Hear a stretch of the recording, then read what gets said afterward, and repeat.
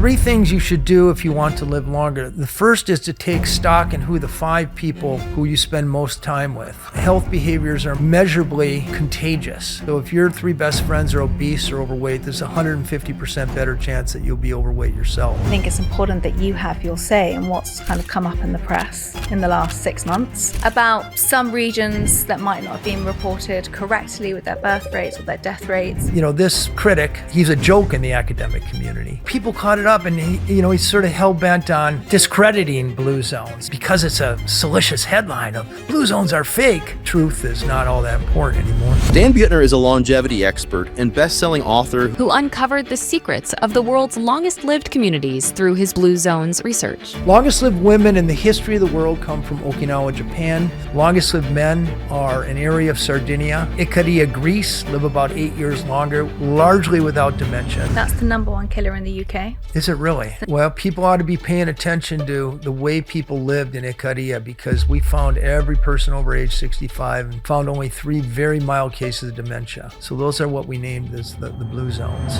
What's the biggest longevity myth that you see coming out at the moment? That there's a quick fix for longevity, that you can run down to Central America and get stem cells, or that you can build muscle mass and live a longer time. If there is one thing that you think that you've learned from the blue zones that the rest of the world desperately needs to hear, what would you say? We need to shift the focus from trying to change our behavior to changing our environment. Firstly, I want to say thank you to tuning in and listening to the show. It means a huge amount. And connecting with all of you is something that I absolutely love as part of this journey of growing the show. One of my biggest goals of 2025 is doubling the reach of this show. And I can't do that without your support. So I would love to ask you a favor. If you can press subscribe or follow on whichever platform you listen to. This helps us reach more people. And for me, elevating women in science is so fundamental and ethical and scientific information. So if you feel the show empowers you and gives you the information that you've been seeking, I would love to ask a favor in return and to hit that subscribe button and help me reach the goal that I've set for the show of 2025. Thank you. I sit down with one of my favorite guests who I invited to LA today, which is Dan Buettner. He was on the show when his first Netflix documentary came out, How to Live to 100. But today I sit down with Dan in LA and we talk about the habits that you can build into a longevity lifestyle, but also why so many blue zones are disappearing and why one has already disappeared. And I try and get out of him the new blue zones that he believes are appearing as well. Dan, welcome to Live Well, Be Well. I'm delighted to be here, Sarah. In person. Oh my God, I'm seeing the analog version of you. If the rest of you who are listening or watching right now could only experience the analog version of Sarah, it's like instant health. It's another year to your life expectancy right there. Do you think I'm part of the blue zones? I think you're the personification of blue zones in a modern context. You can come on again. All right, thank you. So I've got a lot to ask, especially after just kind of our previous conversation of over lunch, where I was hearing a lot about kind of your journey to the blue zones. And we spoke, I think, when you first released your Netflix documentary. That's when we had our first conversation. You were in Miami and I was in London. And you hadn't heard of the show at that point. But now you're very aware of Live Well, Be Well. I was living under a rock. You were living under a rock. I never asked you this question, which was, what was the moment that you realized blue zones was a story that you had to tell the world? My previous company, I was in the business of solving mysteries, and I had, my team had discovered, specifically my brother Nick, found a piece of research from the World Health Organization that showed that Okinawa, Japan, was producing the longest lived disability-free life expectancy in the world. This is 1999. I said, aha, that's a great mystery. And we did these sort of facile explorations, but it was a huge hit for us. Fast forward 3 years later, I'm no longer have that company. I'm doing something completely new, and I'm pitching my editor at National Geographic, Peter Miller, some ideas that were all falling flat. And as sort of a Hail Mary pass, which is a pass of desperation, I said, and I found this area in Southeast Asia where people live the longest. And I figure if there are really long-lived people in Asia, there must be long-lived people in Africa or in North America or South America. And he was kind of tapping his pencil. And he stopped tapping his pencil and he looked at me and he said, "That's an idea with hair on it." And I had been trying to write for National Geographic for 15 years. And he gave me my big break, that story. And a year and a half later, it was a cover story. That's when I knew. When it appeared on the cover of National Geographic magazine, and it was hugely successful, hugely popular. So what I love about this is that you've recorded reverse engineering of longevity. Yes. So here's the logic chain. First of all, something called the Danish twin study established that only about 20% of how long we live is dictated by our genes. 80% is something else. Well, what is that 80%? Well, instead of looking for answers in petri dishes or test tubes, we worked with a team of demographers who found these. I was part of that team. We identified 5 areas where people are living statistically longest, verified their ages, by the way. And then we knew that we found populations that have achieved the outcomes we want. In other words, they lived a long time without disease. And then we went about looking for the common denominators or the correlates. And shockingly, no matter where you go in the world, Southeast Asia or Central America or, among certain Christians in North America, you see the same patterns, the same trends, the same things happening over and over again. And that's really the lessons we suggest in blue zones. So to become a blue zone, because there's obviously a lot of centenarians that live all over the world, and we're going to get onto, the actual health records, and we're going to talk about that later, from the criticism that recently I might have succumbed to become an actual blue zone. I didn't succumb to that, by the way. Didn't succumb. But it's important we talk about it because I really want your argument to come across on this. What makes somewhere a blue zone? Because it can't just be people that live to 100. What do you have to do to become a blue zone? So you're looking for a place where people have made it to about 100. You're looking for concentrations of people who've made it. Technically it's over age 90 over the past 150 years. And so you need to find a population and you need to find all the 90-year-olds who made it to a 90 or are still living over age 90, and then compare them to the total number of people who've lived in that era. So whether it's Sardinia, Nicoya, Costa Rica, Ikaria, Greece, or Okinawa, Japan, these are areas where more people are making it age 90 over the past 150 years than any place else in the world. Okay. That's in a broad brushstroke. And name them so everyone Longest knows lived where they women are. in the history of the world come from Okinawa, Japan. Longest lived men are an area of Sardinia in the Oleosta province. About 11 times more males reach age 100 than you would expect to see in a British or an American population. Nicoya Peninsula of Costa Rica, lowest rate of middle-age mortality. Ikaria, Greece, live about 8 years longer, largely without dementia, no discernible dementia. That's the number one killer in the UK. Is it really? The number in the US is cardiovascular disease. Yeah. And in the UK, the number one killer is dementia. Well, people ought to be paying attention to the way people lived in Ikaria, because we found every person over age 65 and found only 3 very mild cases of dementia. And we did our homework on that one. And then among the Seventh-day Adventists in Loma Linda, California, you have a population who live about 7 years longer than their neighbors here in California. So those are what we named as the blue zones. I'm largely Gianni Pest, Dr. Gianni Pest, actually first used the phrase in Sardinia. And when I was doing the cover story and later the book, The Blue Zones, I used the phrase with his permission and his collaboration and extended it to these other 4 extraordinary populations. And in each case, we had a team of peer-reviewed scientists who were developing the methodology, doing the age validation, and then checking our findings against international statistics. So if I put a question out before this podcast for people to write in. And one of the main things people asked is, from all of the things that you learned, what would be the 3 habits that you would say people should do to help increase their longevity? If you could say 3. Well, the first thing I would say is forget habits. They're not going to work.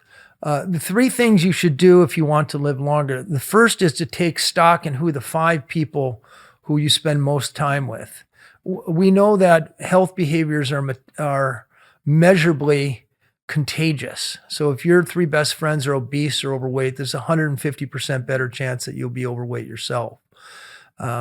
Smoking, drug use, all measurably contagious. So is unhappiness and even loneliness. Hanging out with a lonely person can make you feel more lonely than being by yourself. Yeah. So it's really important to think about, who am I spending time with, and finding a handful of friends whose idea of recreation is walking or hiking or playing pickleball or tennis or bicycling. Friends who will challenge you mentally, friends with whom you can have a meaningful conversation, not just football or fashion. And what's also really important is friends who you can call on a bad day. When your chips are down, that's kind of the litmus test, if they're real friends or not. Can I call them, when I just broke up with my partner, or I need to borrow a little money, or, I'm really sad today, and can I show you that side of me, not just the sort of backslapping. Do you know one thing that was really interesting when Simon Sinek came and spoke to me about friendships was not just the friends that you can call on a bad day, but the friends that you can share good news with, that also want to support you in good news. Yeah, I think that's a really good point. Most of the time, though, people want to be around people who are positive and full of good news. I think almost a better measure of a good friend is someone who, when you're not so contagiously happy, that they're still. But both you and Simon make a really good point there. I'd say the second most important thing to do is learn how to cook at home. Get the necessary equipment. Find a half a dozen recipes that you actually learn how to make and enjoy. And that means you might have to start with 15 recipes. And remember, they're mostly whole food, plant-based. Nobody's going to live longer eating roast beef or what do you call them, bangers and bangers and mash. Bangers and mash, I hate to say, or greasy chips or fish and that sort of thing. So learning how to make. And then the problem with going out to eat, even if it's a quote unquote healthy restaurant, we tend to eat about 300 more calories when we go out than when we eat at home. And those calories tend to be more sugar and salt laden and full of things that aren't so good for us. So learning how to cook at home is super important. And then very counterintuitively, the third thing is taking the time to know what your purpose is. And this is so often glossed over, but what it really means is this. It's the confluence of what you love to do, or your passion, what you're good at doing, being able to use your strength to do the things you like, what lines up with your values, and then what has a external benefit, not just for you, not just sitting around knitting or, I love sports cars or whatever. And by the way, in all the blue zones, they have vocabulary for purpose, and purpose there is always has an altruistic element to it. It's not just me. It's benefits children, or benefits the community, or benefits old people. And so why is that so important? So Robert Butler, who was the first director of the National Institutes on Aging in the United States, a real scientist, he examined the writings retrospectively of people and then followed how long they lived. And he found that people who could articulate their sense of purpose were living about 8 years longer on average than people who were rudderless. So, it's very hard to measure, but there's a number of studies that have shown that at least a loose definition of purpose is associated with a longer life, probably because people with a strong sense of purpose are more likely to get their exercise. They're more likely to take their medicines. They're more likely to challenge themselves. They're more likely to get up in the morning and engage with the world, as opposed to somebody who gets up and says, shit, what do I matter? and then next thing you know, they're eating Egg McMuffins and sitting in front of the TV. Well, I'm so glad you mentioned this, because I was looking, purpose is a very big topic of conversation, I think, at the moment. Live well, be well is a good sense of purpose. It is, and I admire this. It pervades. I mean, we just talked for lunch, and we talked for an hour and a half, and 90% of it was this live well, be well passion of yours, and it's a beautiful thing. And it's very in line with Ikigai, because there's people listening, people watching right now, they're going to benefit from your podcast and all of the research and personal experience that you've metabolized to make this the force of new media. Let me tell you about OneSkin and why I'm genuinely fascinated by what they're doing. Founded by all-women team scientists, OneSkin is a skincare brand that's redefining how we age. And you can get 15% off your first order using code LWBW. What's caught my attention is their groundbreaking approach to skin health at a cellular level. Instead of masking the signs of aging, OneSkin tackles the problem at its root with its OS01 peptide. Here's how it works. As we age, our skin accumulates senescent cells, or zombie cells, that speed up aging in healthy cells, causing wrinkles and loss of elasticity.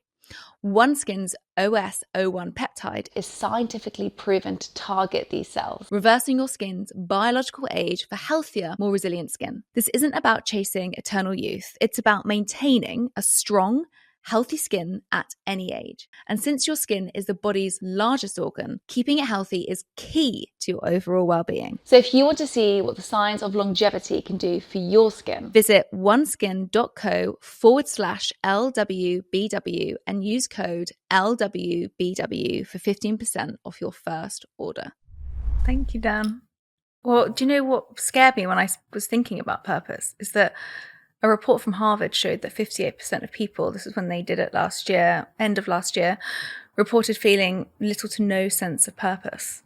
And what they also found is that correlated with poorer mental health. So we've got a huge generation now feeling lost in their sense of purpose. So what advice do you give to those people? Well, it starts out with doing that internal inventory. I even say, start with a blank screen, a spreadsheet if you want, or even a piece of paper and a writing utensil, and 4 columns. First column is, what am I good at? Second column is, what do I like to do? Third column is, what are my values? And they just need 1 or 2 word phrases. I'm a Christian, or I'm a Muslim, or I like to empower females, or I love dogs, whatever it is. But get it down on a piece of paper. So all 3 columns, what I like to do, what I'm good at, and what my values are. And after looking at that, in the 4th column, you write down what's an outlet for it. It's no good to have purpose and just keep it inside. And some people find it in their work. And that is, by the way, is only about 30%, according to Gallup. That's quite a positive tier, actually. So I think a lot of people think their purpose has got to align purposely to their work, but it's not solely that. No, it's rarely that. But the problem is that we spend most of our waking hours at work, and then we come home tired and we watch TV, or we eat, or get on our devices.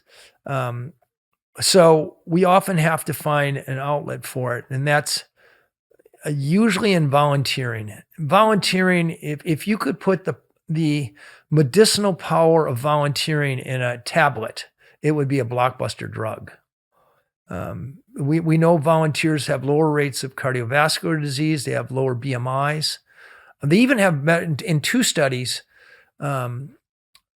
showed that people who volunteer, older people who volunteer, they even have lower healthcare costs. So it's a money saver. It is a money saver, and it grows your self-worth. And there's the 4th thing. That's one of the biggest things. When I changed my career from modeling, and I went, I told you a bit of my story in the car. The first thing I set up was a not-for-profit, because I had no self-worth.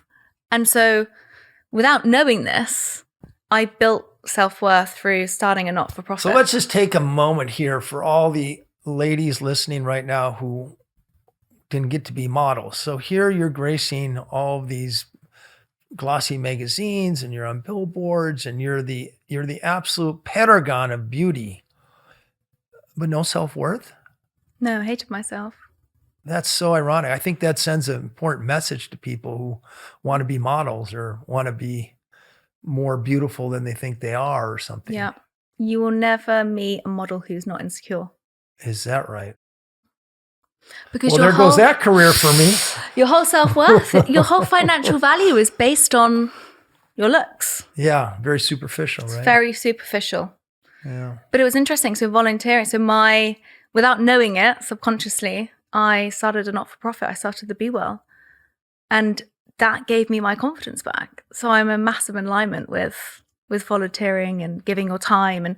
And it kind of connects you to common humanity where you see others suffering and you realize that it's not just you. And maybe also you had to be a model for a while before you arrived at that. That's wisdom. At its finest.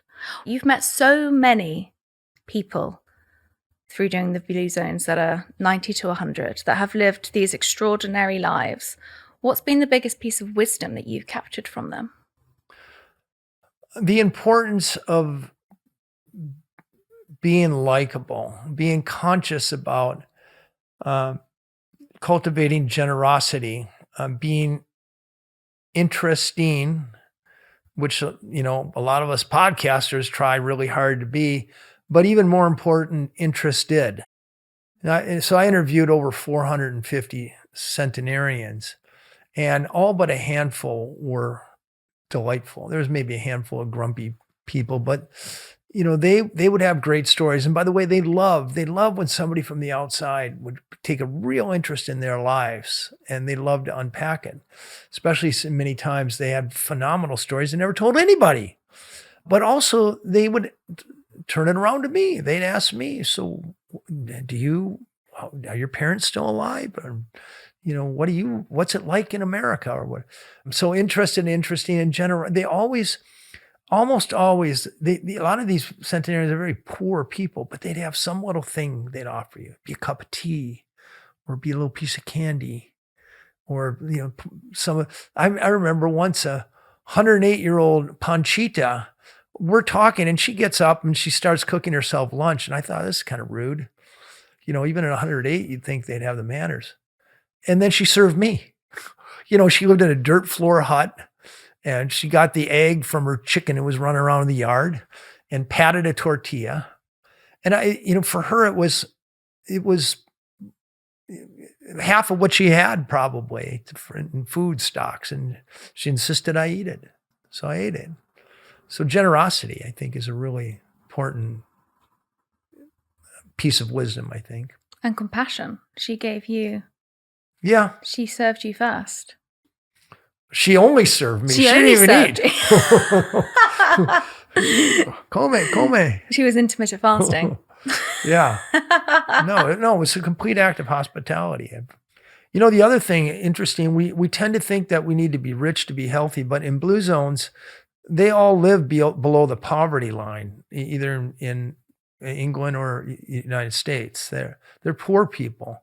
There's their diet is peasant diet. They're not eating fancy things. They don't have great, expert doctors and specialists and the cabinet full of pills and tablets.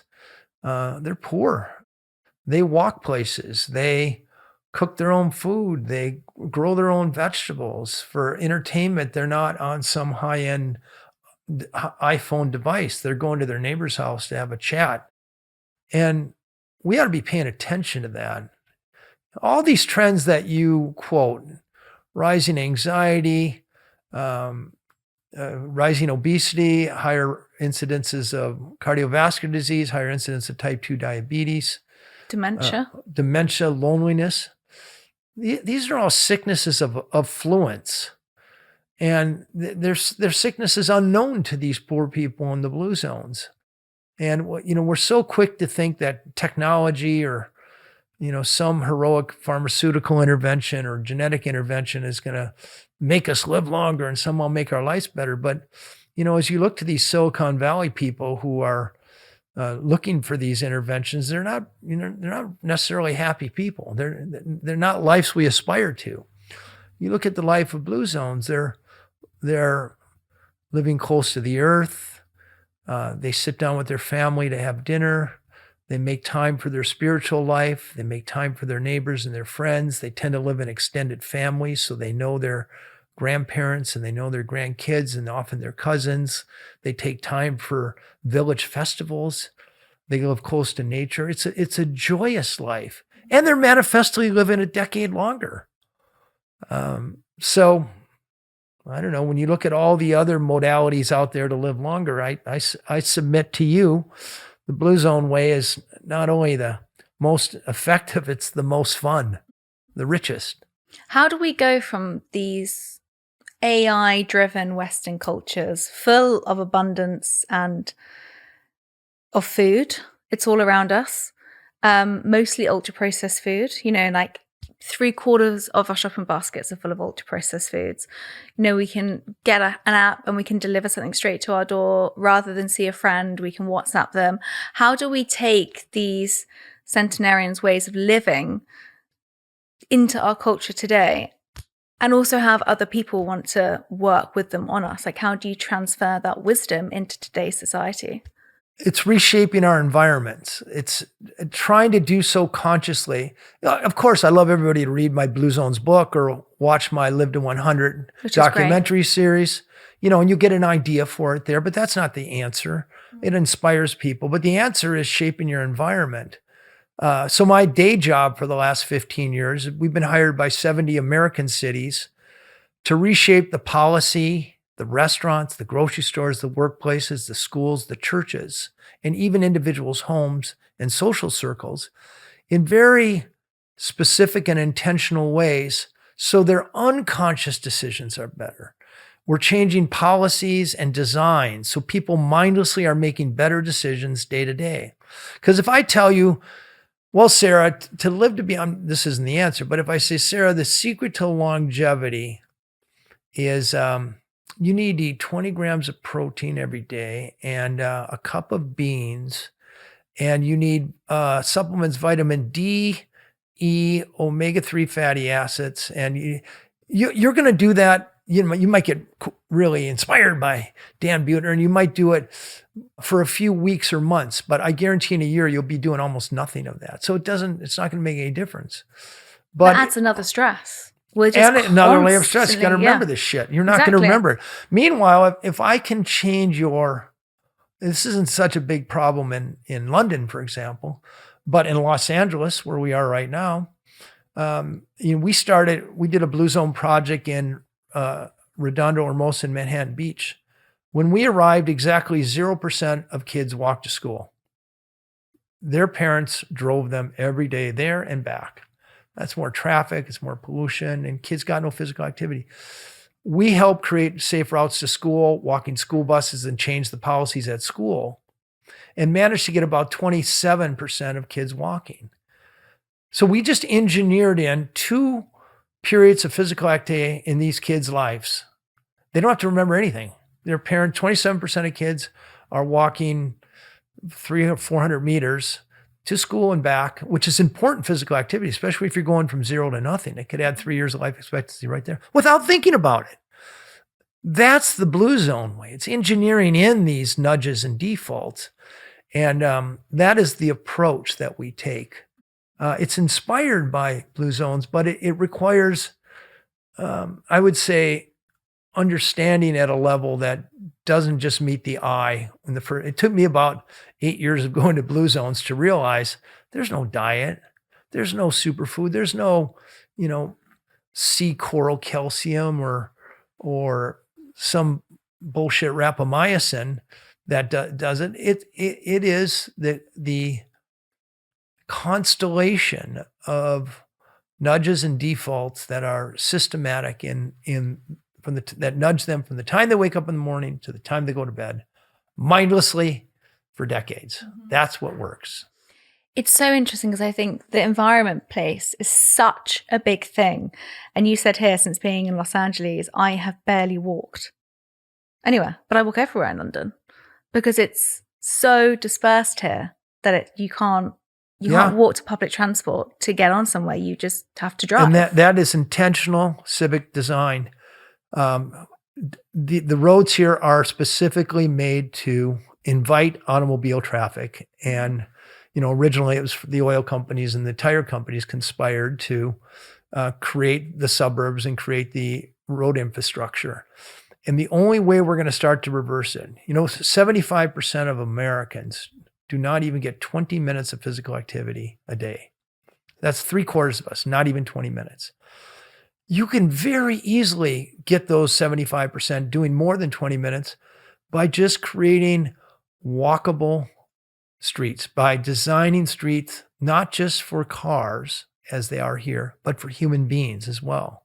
You can raise the physical activity level of an entire city by 20% with, it's called this complete streets policy package that's any city government can adopt. And it just basically says every time a new street is repaved or redesigned, it has to be redesigned with a sidewalk, a safe sidewalk, trees, a bike lane, public transportation, and safe intersections in mind. And when you build for humans, humans get out from behind their steering wheel onto their feet, and that mindless physical activity. There's a pretty famous study done with London workers in London that found that just the act of taking public transportation lowered their cardiovascular mortality by almost 20% as opposed to driving to work. Because when you think of when you're taking the tube, you got to leave your home, walk to the tube, station, take the tube to wherever you're going. It tends to be a less stressful, you're not muscling through traffic. You're probably reading your copy of your forthcoming book. And then you get out and you walk to work and you do that all in reverse at the end. So these are easy, mindless ways. And I would say walking gets you 90% of the physical activity benefit of running a marathon. So, but it also makes you feel good. Like I feel so much better when I get outside and I'm walking. I think that's really key. And I saw something on your Instagram, you have to tell me about it, about a toaster, about creating less kind of friction in your kitchen to have less ultra processed foods or less foods that aren't good for you. I guess too many maybe carbohydrates or something. If you chuck a toaster out, you lose certain amount of years off your life.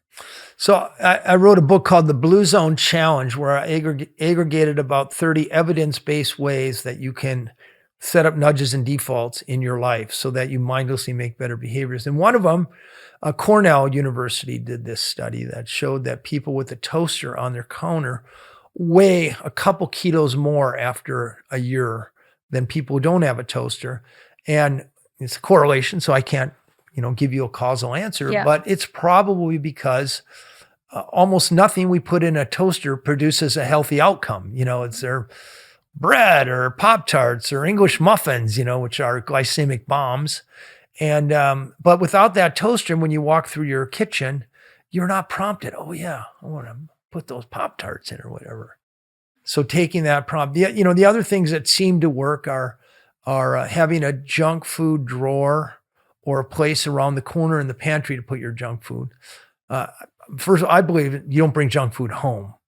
If you don't do that, you've won 60% of the battle right there. But if you do bring it home, we tend to be, I joke, people eat a seafood diet. They eat the food they see. So if you have chips on your counter, or crisps, I guess you guys call them, and you're walking through your kitchen and they're on one of those, clips on the counter, you're more often than not, I'll just have a few of those. And if they're out of the way, if you don't see them, you're thinking about whatever else you're thinking about, whatever book you're reading or what you're going to watch tonight or. But also important to replace it with healthy options, right? So a big thing that I see is people don't drink enough water. And the reason why this is such a, inviting Live Well, Be Well mug that you're drinking if you're watching it on YouTube. It's so fresh and delicious. The Live Well, Be Well mug. It came right out of the faucet, which is almost toxic here in Los Angeles, but you put it in a Live Well, Be Well mug, and I can feel years of life expectancy pile on. Exactly. Mm-hmm. And you're going to be so hydrated when you leave this show. Oh my gosh. For this very reason. But it's like one of the biggest hacks, It really is. Because a lot of people also that I see in clinic get very confused with their hunger signals versus their thirst signals. And so when you're already thirsty, you're already dehydrated. So that means you're already 2% dehydrated. So having a cue where you can see water is essential to really help stop snacking and fatigue and decision fatigue when you're working. Just having like water next to your desk gives you a cue to drink. Whereas if you don't have it, you could go hours. That's exactly right. And I think a good example, first of all, the Adventists, they have this big, these sayings all over the place: never pass a water fountain without taking a drink. And their kind of, I guess, folk wisdom is drinking 6 glasses of water a day. So you always see on their desks, they have a little picture of water. And, the practical manifests. I have a friend, I'm just thinking of right now, I'm staying with my buddy, Dean Phillips, and he has one of these Brita water filters right on his counter. So you walk by and that's what you see. You're not seeing the Coke okay, I'll just have a water cooler, right? That's the consummate example of creating a blue zone environment that mindlessly helps you live longer and better. And we touched upon carbohydrates there, and I do really want to go back to it because I don't want us to sound that the blue zones doesn't include carbohydrates, because it does. Oh God, no, right? The carbohydrates are the healthiest calories in our diet. We did I wrote a book, Blue Zone Solution, which was also a National Geographic article, from a meta-analysis. If you want to know what a centenarian ate to live to be 100, you have to know what she ate as a little girl and middle age and newly retired and lately. And to get at, you can't just ask them because they don't remember. To get at that, we aggregated 155 dietary surveys done in all 5 blue zones over the past 100 years. And when you average those all out, about 90% of their calories come from whole plant-based food. They eat some protein, some meat, not a lot, some fish. Of course, there's some oil in there, but most of what they eat is whole plant-based. The problem with carbohydrates, it's an enormously confusing word. The worst calories in our diet are carbohydrates, and the best calories in our diet are carbohydrates. Protein and fat are somewhere in between. So, when you think of donuts and cookies and cakes and white bread, those are the worst. Sugar, and they quickly metabolize into glucose. But the best calories in our diets are whole grains and tubers like sweet potatoes and beans. Pumpkin, yeah, which we had for lunch. It's fantastic food. But we're confused. And, I think I say that if you're overweight, if you're listening to us right now and you're overweight and you're unhealthy, it's probably not your fault. There's a lot of shaming and finger wagging. It's your responsibility, it's your responsibility to eat healthy. And then we go out into our toxic food environment where 96 out of 100 choices are bad. And you just quoted 75% of all of our food is ultra processed.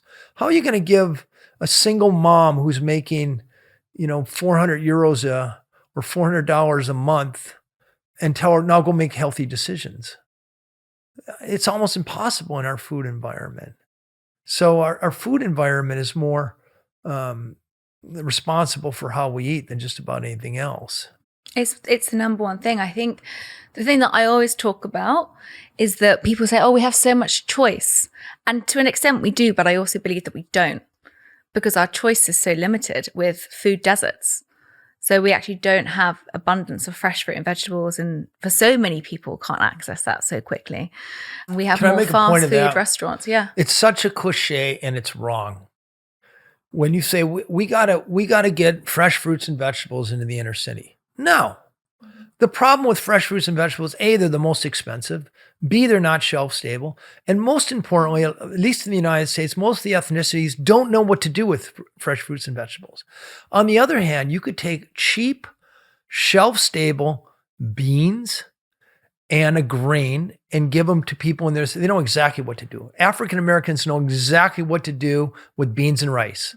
Hoppin' Johns, or a gumbo, which by the way is thank you to African Americans, a gumbo. They know, they're maybe not 20-year-old, but their parents know exactly what to do.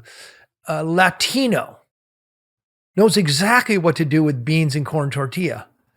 And by the way, when you take a bean and a whole grain, like beans and corn tortilla or beans and rice, or like an Italian pasta and fagioli, beans and pasta, you get a whole protein, all the amino acids. So shelf stable, cheap, delicious, Great. and accessible. That's where we need to start. Yeah. In the inner city. I agree. But the food deserts don't have that. They more have like your Kentucky Fried Chickens or all your fast food stores.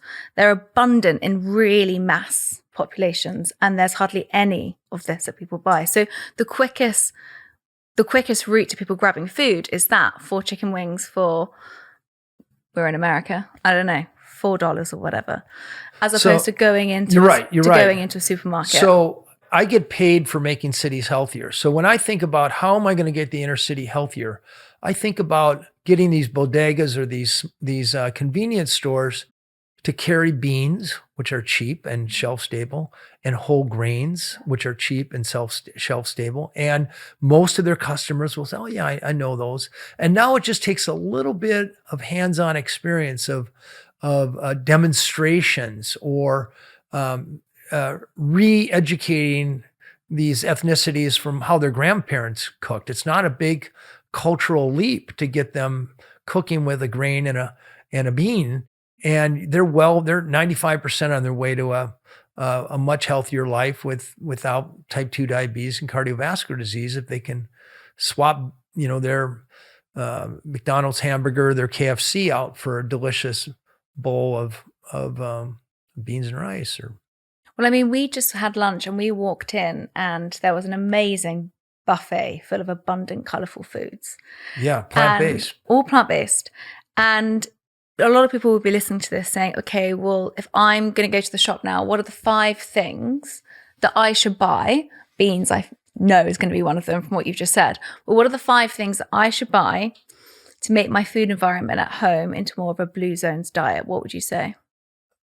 I'd walk through the produce aisle and pick out the fruit that you like.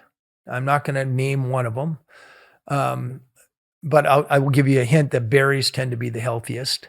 I would then walk through the vegetable aisle and I'd pick out the vegetable you like the best. And if you happen to stop at sweet potatoes, it's not a bad choice. I'd walk down the bean aisle, and it's okay to have these sort of bean mixes that you could just, the flavor packet usually isn't all that healthy, but it's a lot healthier than its dead animal alternative. I'd walk through the nut aisle. And I would look ideally lightly salted nuts. We know that people who eat a handful of nuts a day live about 2 years longer than people who don't. And if it's walnuts, they seem to be the healthiest, associated with about 3 extra years of life expectancy.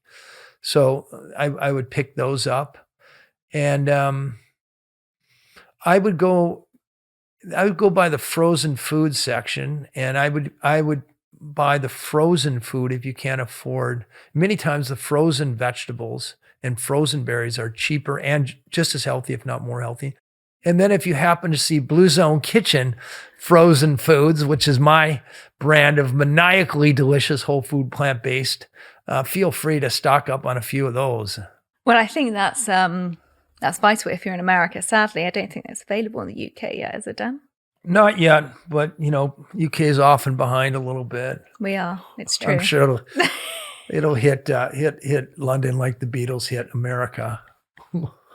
It's coming maybe in 2025. Screaming girls. I think one of the things that I was really interested in actually is I wanted to know if you observed their eating habits. Like, how frequently do they eat over there? Do they have periods of fasting? Because they're all different culturally. You've got some Mediterranean, you've got some Japanese cultures. Did you see anything that was similar, or were they very different? What was their eating patterns like? They all endured periods of famine, usually around World War II. Sometimes years of not. And there seems to be actually an epigenetic benefit of going really hungry for long periods. Number 2, there's always fasting that is kind of baked into their culture or their religion. The Greek Orthodox have about half the year some kind of fast. They're not eating some food or they're eating no food. Christians have Lent. The Okinawans have this harahachibu, which reminds them to quit eating when their stomachs are 80% full. The Adventists have this adage, breakfast like a king, lunch like a prince, and dinner like a pauper. And indeed, a lot of Adventists, they eat a huge breakfast at 10 a.m. and then a fairly huge, I call it limmer, halfway between lunch and dinner at 4. And that's it. But they all tend to leave their digestions alone for anywhere from 14 to 16 hours. They're not eating at all.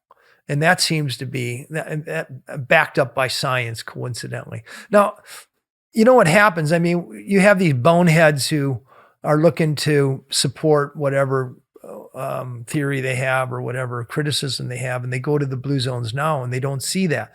All the blue zones are eroding. It's standard American diet, the automobile, mechanized conveniences, social media is like dumping industrial waste in a limpid pool. This is polluting all of the blue zones. So they're changing. But when I was there before 2010 and captured the correlations between longevity and their features of their environment, those lessons hold true today. Wow. So they've not changed through that whole time, those lessons? Well, the lessons don't change, good point, but the places have.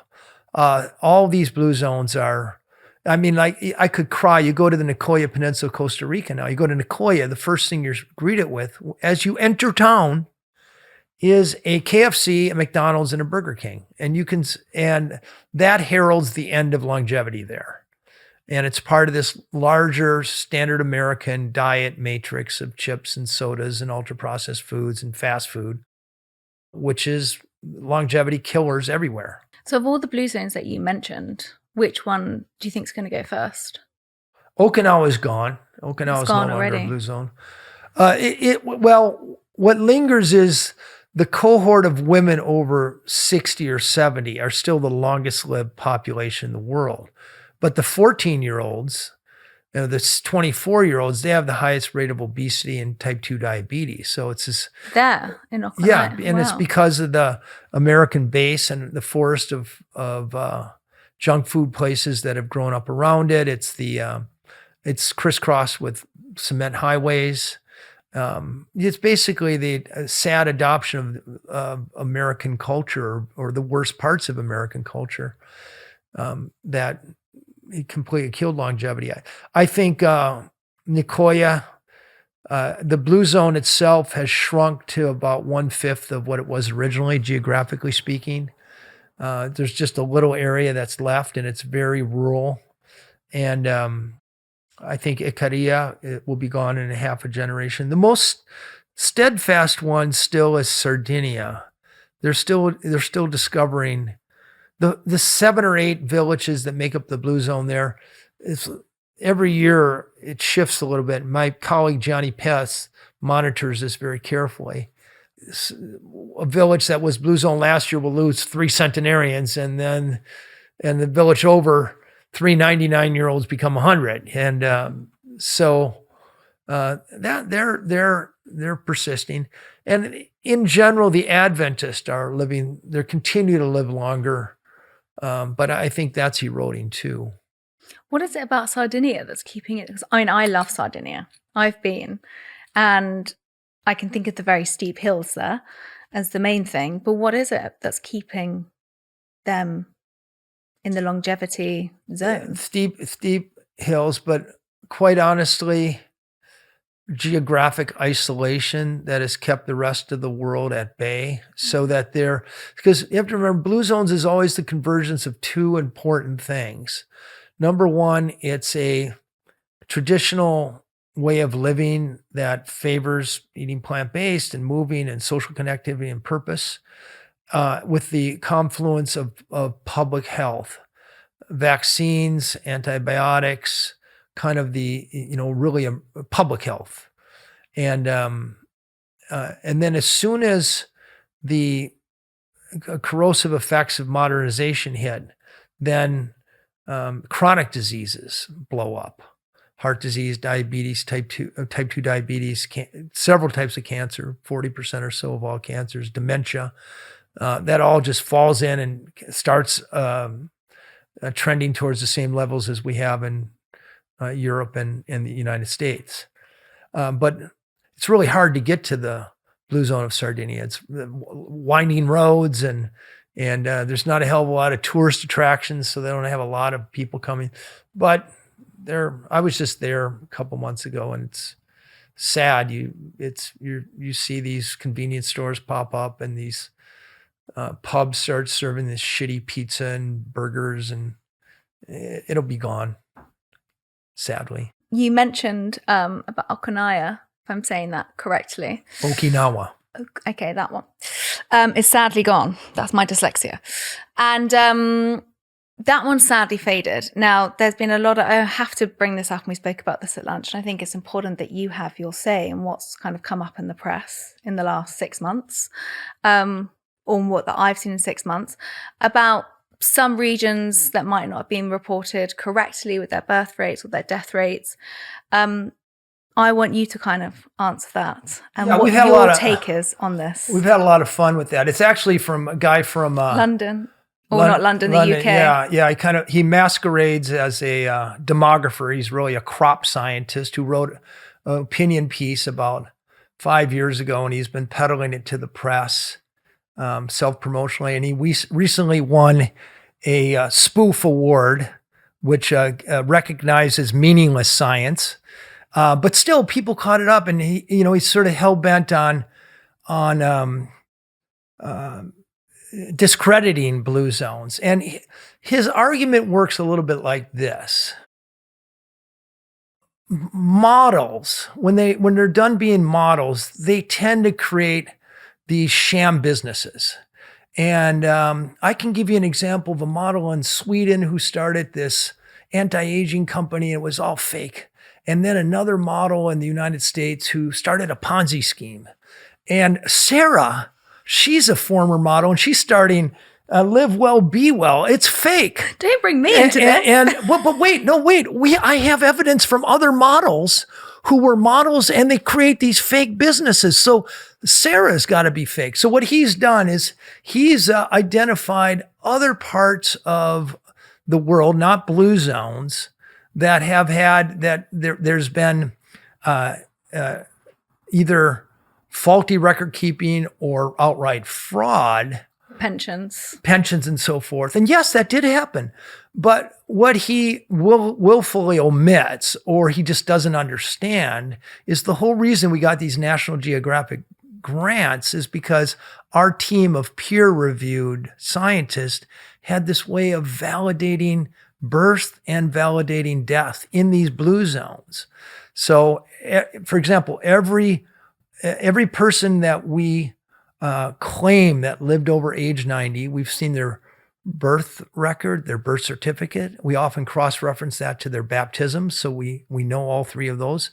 And then when it comes to their death, we look at their death record, which is in the registry, and then we look at their death certificate, and then look at their cemetery plot, the date on there. And if they're alive, we go visit them. And if they're serving us tea, we're pretty sure they're alive. So that took us 3 years. So we fastidiously did the age validation. And, this critic, he's a joke in the academic community. But because it's a salacious headline of blue zones are fake, these clickbait hungry media outlets. And right now you keep your job as a journalist if you get lots of clicks. Truth is not all that important anymore. Sadly. So they just perpetuate, they parrot the same thing. And he asserted he's with Oxford. He's not with Oxford. So, there's a lot of mendacity in these arguments, and people who don't look deeply Mm-hmm. start to wonder. But if you we have 8 peer-reviewed. peer-reviewed articles done by career demographers that attest to the tedium with which we validated. And here's a guy who wrote an opinion piece 5 years ago and uses it for self-promotion. And that's just the state of modern media. And I think you told me something very interesting about when we were talking about, is it either the pension fraud, but it got down to the blue zone region and there was none of them. Well, yeah. So he cites as fuel for his argument that there's a place in Japan where they found thousands of people lying about their age to collect pensions. And that was in northern Japan. There's several islands. Japan's a whole 800 miles of, but the exact same document, the exact same research that he uses to take this piece of evidence to suggest that there's fraud everywhere and where there's longevity. In Okinawa, that same where it reports thousands in this other Japanese place. In Okinawa, which is a Japanese prefecture, there's zero incidences of fraud. So he just omits that. He just doesn't mention the fact that this source he's using to debunk me is the exact same source that shows that there's no fraud in Okinawa. So, it is what it is. We're having fun with it. And, I was, one of my mentors is George Plimpton, very famous writer, editor of the Paris Review. He once told me that when it comes to publicity, it's a lot like breath. Bad breath is better than no breath at all. And, in a way, he's just made us much bigger because anybody who looks into it sees that this guy's a joke and we're authentic and we're riding a wave of popularity now. So thank you. Okay, well, I'm glad that we put that under wraps because I think, those headlines, sometimes people don't fully read into them, and actually having your response is really critical. Yeah, I work for National Geographic and the New York Times, and the fact checkers occupy the corner office. And to a certain extent, a caravan doesn't stop for every barking dog. So our caravan's going to keep going. And he may bark some more, but he'll largely be forgotten to history. I think something that I find really important to say on this as well is so much about the blue zones, about like what you're trying to get across to people, about being more connected, thinking about more about your relationships, having more of a plant-based diet, having purpose in your life, what makes you happy. These are natural things that should be in our public health messaging. Right. And they don't really show up on our radar. Why? Because at least in the United States, nobody makes money if you stay healthy. Pharmaceutical companies need you to go get a prescription. Hospitals need you to check in and rent a bed and buy their services. Doctors need you to show up for a procedure or a test. Increasingly, people get tested to death. It's not really in business's best interest for people to look for health and connecting socially or knowing their purpose or eating low on the food chain or getting their exercise by simply walking to their neighbor's house. The vast majority of food messages we get, $15 billion or so a year, are by the processed food industry, reminding us to eat these processed food, many of which carry a health label, fortified with 8 essential vitamins. Of course, you see that on Fruit Loops, or omega-3 fatty acids, or extra protein. They sell us. You can be pretty high sure. in fiber is the worst on all children's cereals. Yeah, but they neglected to tell us they're very high in sugar too. They have as much sugar as candy. Those are the messages that we hear. There's very little messaging or advertising spent on beans or the importance of getting socially connected or knowing there's no money in it. So there's no advertising in it. And that's what, your podcast is doing, is to try to overcome that. And it's an important, I would say, public health service. Well, I hope that we do a good public health service here at Live Well, Be Well, because I think, and we spoke about this earlier as well, that there's a lot of bro culture, would I say, going on at the moment. Diets, supplements, anti-aging, everything is focused on a marketing term in wellness, that we can buy longevity. From someone who is, coming from the blue zones, which is not a supplement market. It's not an anti-aging. It's predominantly based on food and social connection. What's the biggest longevity myth that you see coming out at the moment? That there's a quick fix for longevity, that you can run down to Central America and get stem cells, or that rapamycin, start taking or that you can build muscle mass and live a longer time, or that you can increase your grip strength and live longer. It's all bullshit. There are associations. You can tell a 30-year-old bro, go take eat a lot of protein and shoot up in testosterone because those muscles are going to help you live longer. No, by the time you get to be 80, your lifestyle is going to change 15 times, and it's highly unlikely you're going to continue to do that.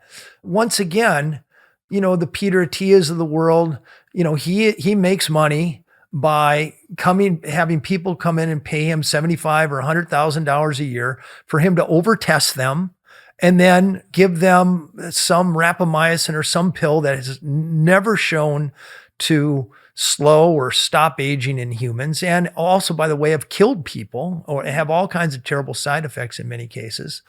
And, he's sort of a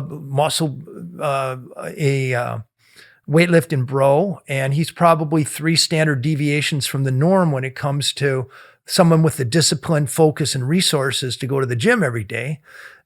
So he sells a lot of books. He gets his clients, but I guarantee you, if you follow a cohort of people who go to him and look at him 10 years longer, they're not going to be doing nearly as well as people in the blue zones who are just living a life and unconsciously doing better things that time has showed us yield higher life expectancy and less chronic disease.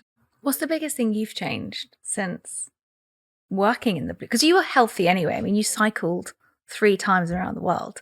It's pretty amazing. You obviously come from quite a health-centric background because you've got that in you. But since then, transferring and speaking to this wisdom and seeing longevity, or I like to call it the health span, more so in the blue zones, what's been the biggest thing that you've changed in your life personally from all of this? No, number one, I've curated my social circle. I'm very mindful about who I sort of let in the room with me, metaphorically speaking. And I've let a lot of people go who I drank too much when all they eat is junk food. So I kind of mindlessly reach for the junk food they eat.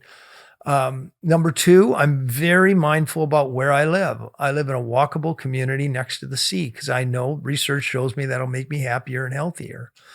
And number three, I've cut meat out of my diet. I don't eat it. I don't eat dead animal. I'll eat some fish once in a while, but I'm very conscious about eating processed food. I eat very little processed food.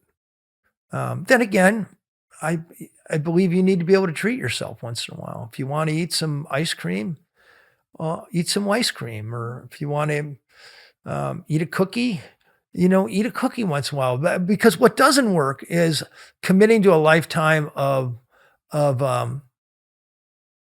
not letting yourself enjoy, not treating yourself. Well, it's just stress. It's stress. If you're constantly living in deprivation, yes. It's interesting because you see this a lot with like very clean diets. The fear of kind of going off that track can cause so much stress. It's like squeezing a balloon, and plus some of the joy of life is treating yourself to a wonderful piece of cake or ice, whatever, or having a few drinks on Saturday night. But the problem is, and Americans, we do it. Every meal's got meat. There's bacon for breakfast. There's a burger for lunch. There's a pork chop for dinner. There's a bowl of cereal, which is full of sugar. There's a Coke with lunch. There's a dessert after. When you're constantly treating yourself, that's when you get into trouble. And also, by the way, you enjoy a treat more when it's scarce, when it's once in a while, when it's a celebratory thing. Well, it was like, I remember when I was a kid and I was never allowed fizzy pop. I was never allowed any fizzy drinks. We only had water, apart from my birthday. There you go. And I bet you loved it on your birthday. Oh my gosh, I loved it. Yeah. I loved it. And I remember that so well. And now I guess my natural go-to isn't a fizzy drink because it's not something that I grew up with. But every once in a while, maybe if I'm on holiday, I might have one. And it still has that same association. So they also mean so much more when you can have it in smaller parts. Yes. You know, I think that's a really big thing. Thinking about some of the blue zones that have already been lost, what are the new blue zones that are coming up, or where do you predict to be the new blue zones? Well, I'm writing a book right now on new blue zones, and I'll just tell you one of them because it's in my Live to 100 document Netflix series. But Singapore, this is an example of them. So Singaporeans live about 12 more good years. So these are years without chronic disease or major disabilities than Americans do, and probably pretty close to England. And it's the result of a very conscious effort to adopt policies and environments that favor health, as opposed to just, what's good for business. And they provide lots of great examples of what policymakers and individuals should be thinking about if they really want to live longer. And here we have Singapore is a melting pot of Indian, Malay, and Chinese people. In 1965, their life expectancy was about 20 years less than it is today. So they've gained over 2 decades of life expectancy, and they far surpassed Europe, or most of Europe, all of Europe, in fact, and the United States when it comes to healthy life expectancy, because there's somebody at the helm who's saying, all right, what does research tell us we can do to make a healthier population? And then they put it to work. They do it. I want to try and see if I can guess the other ones. But you're not going to tell me if I'm right, are you? No, I'm not. You can guess all day long. I'll come back on your show in a year and a half, and I'll tell you what they are and what the secrets are. But I will tell you, it's the value proposition is 12 good years, that these are 3 vastly different cultures, and that there's a clear set of common denominators that are not the same as blue zones. Some are the same of the previous blue zones, but these new ones, they offer, I think, a very clear path. And I'd love to tell you right now, but if I tell you, nobody's going to buy my book. So I'll tell you when the book comes out. Can I ask one question about it? You can ask as many questions as you want. So all of the blue zones, but you tell me if I'm wrong, currently are in warm climates. They're at the 20th degree south. They're about halfway between the equator and the 45th parallel. So they're not in the tropics. And the reason they're not in the tropics is because, equatorial South America or Africa or Asia, there tends to be high infectious disease, cholera, malaria, dysentery, diarrhea, like high infant mortality. So populations aren't optimal, but they're far enough north so they're not beleaguered too much by these infectious disease, but they're also not so far north that they have to stay in because it's cold half the year, like Minnesotans or something. So they have gardens traditionally speaking, gardens 2 or 3 times a year. They can be outside walking all the time. They have access to sunshine on their skin, which is the best source of vitamin D. Well, that's what makes me think there's never going to be a cold climate that's going to be in the blue zones, just naturally. Oh, well, one of the new blue zones is in Scandinavia, I'll tell you that. That was my guess. Because they have some of the best public health policies. Scandinavia is a big place, though. It is a big place. I'm going to pitch it now and say either Sweden or Stockholm, or Sweden or maybe Copenhagen, but I'm going to have to see if I get that right. Yes, you will. You can tell me off air if I'm right. Yeah. So my last question, and I know we spoke about, the 2 or the 3 things, but if there is one thing that you think that you've learned from the blue zones that the rest of the world desperately needs to hear, what would you say? We need to shift the focus from trying to change our behavior to changing our environment. You're never going to convince, in the United States, for example, 350 million people, first of all, what the right diet is. We can't agree on a president. So you're never going to convince people what the right way to do things are. And people don't remember. It's too hard to remember. And disciplines of muscle and muscles fatigue. And then we're making the bad decision because we don't have any self-control left. The secret is shaping our surroundings so the healthy choice is the easy choice.